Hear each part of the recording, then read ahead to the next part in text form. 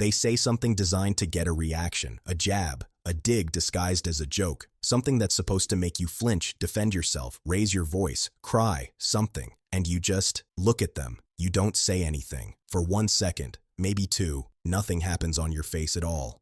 Watch what happens to theirs. Something flickers. A tiny recalibration. Because you just did the one thing they didn't plan for. Most people think silence means you lost, that going quiet is what happens when someone gets to you, when you've got nothing left, when you're weak. That's exactly backwards, and it's why so many people keep losing the same argument with the same person for years. The truth is the opposite. Silence isn't the absence of a response. Silence is a response. And to a certain kind of person, it's the loudest, most unbearable one you can give them. By the end of this video, you'll know exactly what's happening inside a toxic person's head in the seconds after you go quiet, the 3 exact moments where silence lands like a punch. And one specific type of silence that actually backfires and makes things worse. We'll get to that last one, because it's the mistake almost everyone makes without realizing it. Here's the thing you need to understand first. There are 2 kinds of quiet people, and toxic people can tell the difference in under 2 seconds. There's the person who goes quiet because they're scared, shrinking, hoping the moment passes. And there's the person who goes quiet on purpose, because they've simply decided not to hand anything over. Same silence on the outside, completely different weapon on the inside. This video is about the second one. Number 1. Silence breaks the loop they've trained you into.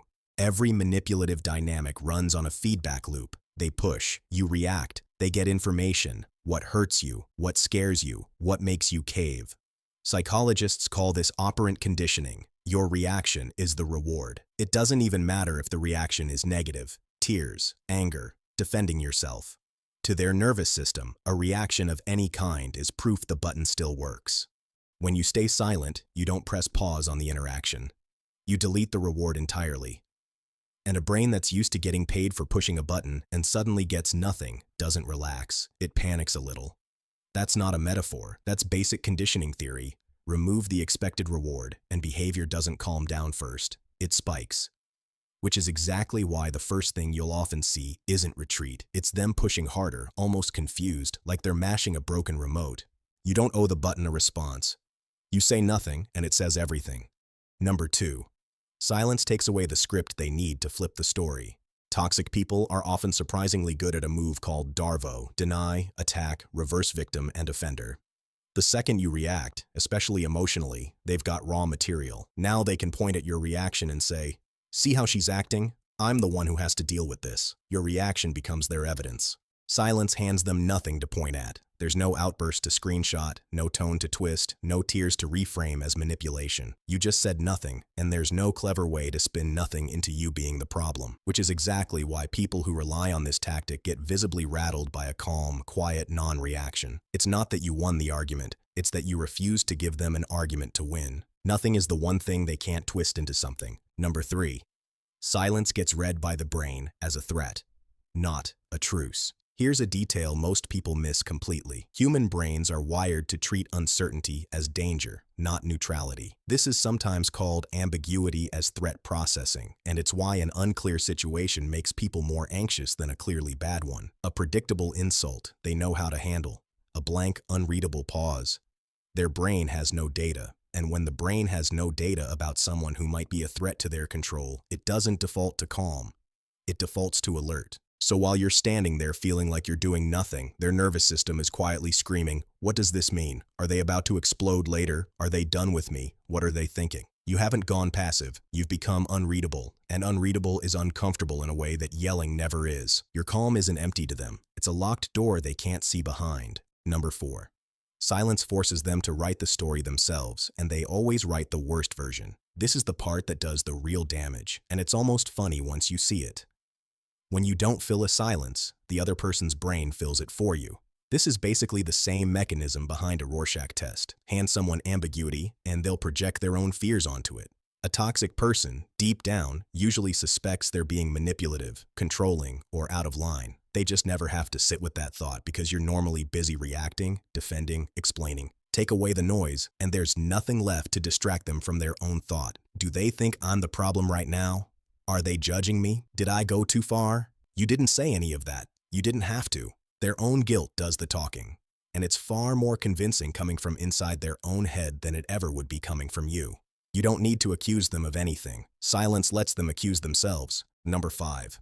Silence triggers the extinction burst, and most people quit right before it works. If you've ever gone quiet on someone and had them escalate, get louder, more sarcastic, more desperate for a reaction, you probably assumed the silence wasn't working. It's actually the opposite. In behavioral psychology, this spike is called an extinction burst. Right before a learned behavior disappears because it stopped getting rewarded, it temporarily gets worse. Think of someone hammering an elevator button harder right before they finally give up and take the stairs. This is the single biggest reason silence fails for people. They hold it for 30 seconds, the other person escalates, and they think, okay, this isn't working, and cave. That cave is the worst possible moment, because it teaches the other person that escalating is the new button to press. The uncomfortable spike isn't proof silence failed, it's proof it's about to. The loudest moment is always right before the quiet one wins. Number 6. Silence can't be performed to, and performance is their whole engine. A lot of toxic behavior, the guilt tripping, the theatrics, the dramatic sighs, is a performance that needs an audience reacting in real time. It's built on something psychologists call habituation working in reverse. The behavior escalates precisely because it's getting a live response to escalate against. Take away the audience reaction, and the performance has nowhere to go. There's no crowd to play to, no rising tension to build off of, just them talking into a room that isn't giving anything back. This is why so many manipulative people genuinely seem to run out of steam faster around calm, quiet people than around people who fight back. Fighting back is fuel, it gives them a scene partner. Silence turns the whole thing into a monologue, and almost nobody can sustain a monologue forever. You can't win a performance against someone who isn't watching the show. Now here's the type of silence that backfires, the one I promised earlier. It's the silent treatment, the version of silence that's about punishing someone, going cold on purpose to make them suffer, checking out with your body still in the room. That's not the quiet we've been talking about, no. That's just a loud reaction wearing a mask, and toxic people can smell the difference immediately, because punishing silence still needs their reaction to feel complete. It's still playing their game, just slower. The silence that actually unsettles someone isn't cold or cruel, it's simply unbothered. There's a difference between "I'm freezing you out" and "I genuinely have nothing to say to that," and only one of those actually removes you from their game. So why does any of this work in the first place? Why are certain people this dependent on getting a reaction out of you at all? Usually it comes down to one thing: control. Not control over the situation, control over your internal state. For some people, especially ones who grew up needing to manage how the people around them felt just to stay safe, other people's emotional reactions become the main way they measure their own power. And so, if they can make you upset, they still have leverage. If they can make you defend yourself, they're still the one setting the terms. Your reaction, any reaction, is proof to them that they still matter in your world. Silence is the one thing that tells them, calmly and without a single word, that they don't get to set the terms anymore. This is why staying quiet in these moments doesn't feel like weakness once you actually understand what it's doing. It's not you shutting down. It's you quietly refusing to keep handing someone the exact thing they need from you. You're not the person who explodes to prove a point, and you're not the person who goes cold to punish someone either. You're the person who simply stops feeding the loop and lets the silence do something words never could. That's the rule no one taught you. Tell me in the comments, what's the one line a toxic person in your life says specifically to try to get a reaction out of you? And if you've ever caught yourself giving them exactly that reaction anyway, watch the next video because it breaks down the exact moment people usually cave and the one sentence that stops it before it happens.